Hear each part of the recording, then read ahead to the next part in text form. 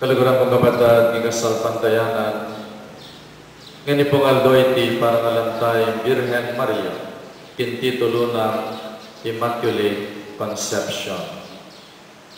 In English, spelling na conception, C-O-C-E-P-T-I-O-N.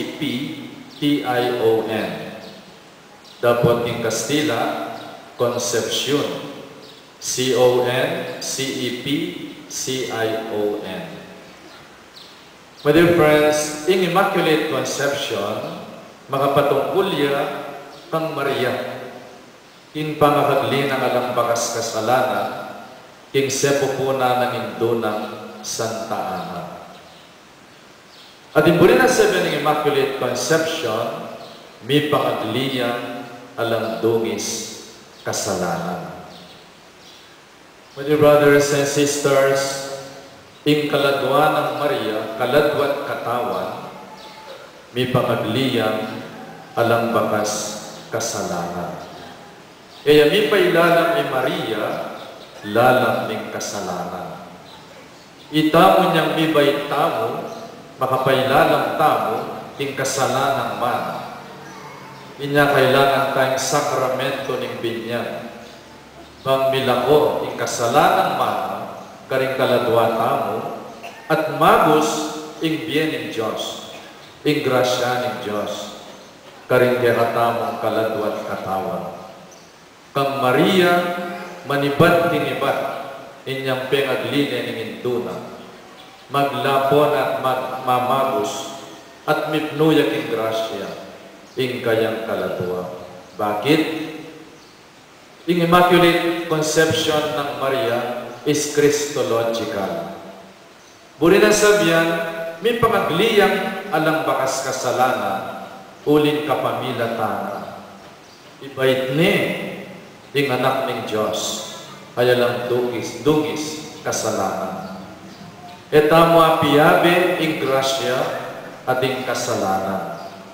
Nyakang Maria, managana, mipno, at maglapo, ing grasya na ng Diyos, uling kapamilatan, ikagline Yesus, at ibait ne, ing keratamon talapagligtas. Nanoya po ing hamon o ing mensahe na keratamon ng Immaculate Conception. Baloy po po ng ating tamang babasa na libro, ing libro atin niyang author, atin niyang copyright.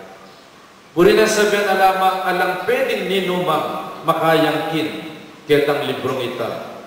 Maliban po itang gayang author, itang sinulat. Nyapin natin niyang copyright. E pwedeng kuwanan o bandyan yung ninuman, itang sinulat na ning metong atao. Baloy po niyang Paris Prisco tinabang, magalang, at imig-donate metong hektarya, para king sementeryo na ning parokya. At mangailangan yung munisipyo bang aprobahan meto nga master plan. At ating meto nga anak ay arkitekto mig volunteer, Father, ako na po'y gawa king master plan na ning sementeryo tamo. After 1 week, migbalik na ako yung arkitekto at daralani itang master plan. Pero may bigla ko, itang master plan ay original copy, blueprint siya mo.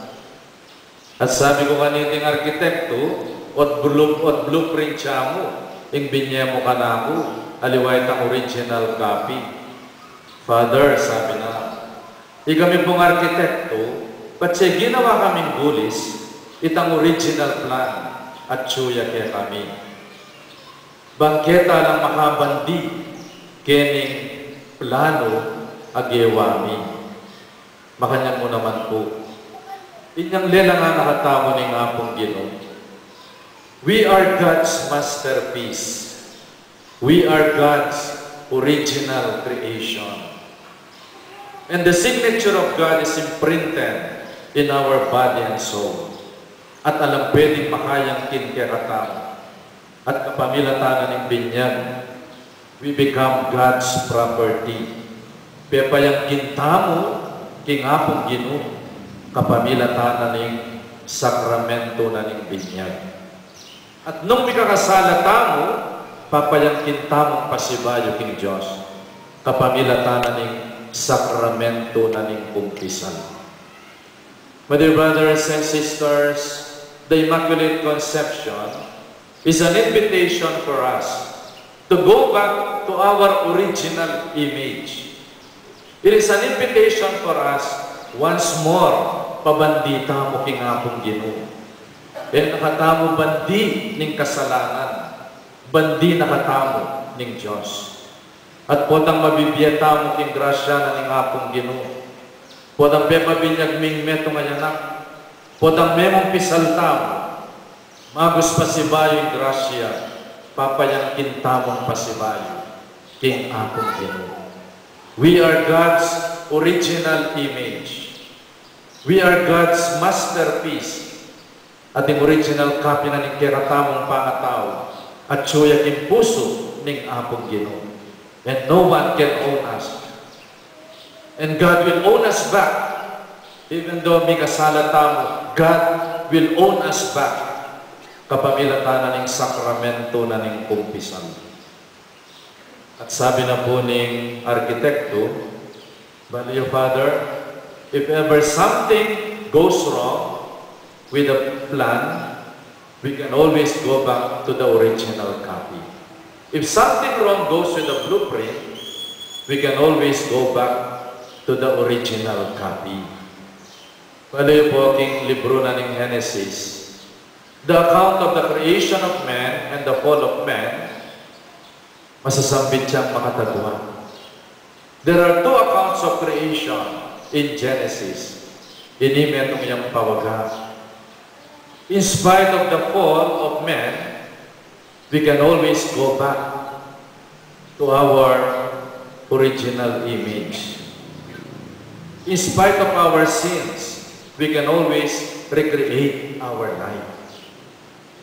The Immaculate Conception is a call to reinvent ourselves. Sumangit na rin kaya katamong kasalanan. Sumangit na rin kaya katamong kamalyan at kapalpakan king bien. We can always recreate. We can always reinvent. And we can always make a new beginning in Christ. Yan po ang very powerful message na kaya katamo ng Immaculate Conception. Sumangit ng kasiran ng kasalanan, we can always make a new beginning in Christ. E nakatamo yung basura totally ng akong Ginoo, kareng kasalanan tamo. He will redeem us and He will make us a new creation in His grace. Balay po, minsan nating metong ang pengari, mintala ka na akong malungkot lang. Uling may buktot siya yung anak ng dalaga. Masyado lang mapusok, ding boyfriend lang. Porchirya pa mo, may buktot na eh. At sabi na ning Inda, Father, disappointed ko kayong anak kong ini. Kayong milyari, may sira ko pangarap para kayo. Kaya kung niya papag-aral, bilang parusa, king kayang gewang kamarinayan, king kaming pamilya. Isip-isipan, nung kaluguran niya ng Inda, ining anak kayo, luguran niya naman, itang anak adaralanan. Buridan pa niya, Lord. Uling marinela. Pepatok na nga niyang mag-aaral yung anak na. Uling makarineya. Paparusan yung anak na. Palagay ko yung makanya ni nga akong Ginoo. Sana iningindang ini sinabi na king kayang anak, o inang migkamali ka. E kami gagana ka. Suportahan na ka. Ibait mo yung anak kayan. E may palaglag yung anak kayan. Isundo mo yung pamag-aaral mo. Suportahan na ka diyang migkamali ka. Bangkit tatalakad ming biyem at makapag-umpisa kang pasibayo. Hoy tapuin sa sabyanan ng apong ginukirata. Kung may kasala yung tao, we can always make a new beginning. And the Immaculate Conception is a call for all of us to go back to our original image. We are true, we are good and beautiful according to the image of God. Kaganakanan ng Diyos.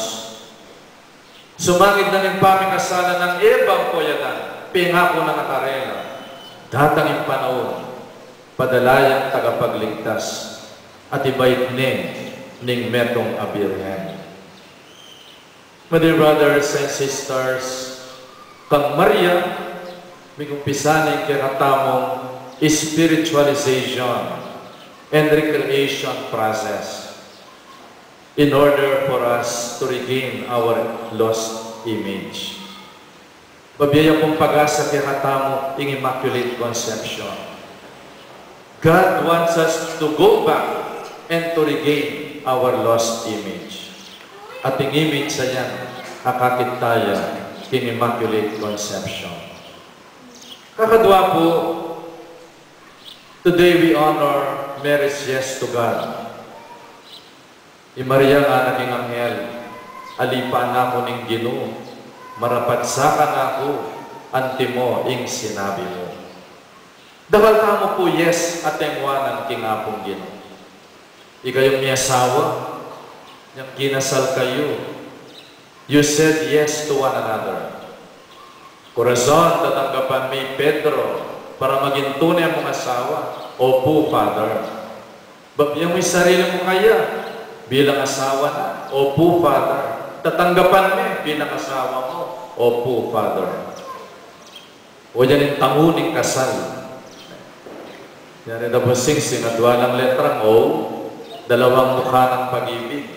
Sa hirap at ginhawa, isa lamang ang sagot, laging oo. After 25 years of married life, can you still say yes to one another? Opo da dugo, may naliwaning tango mo kaya asawa mo. O da sabihan mo, duda na ako kaya ka. Ala na akong tiwala kaya ka. Migkamali ko ata kaya ka. Bala ko sa ginto, katanso ka pala. Bisa na ako sumuko.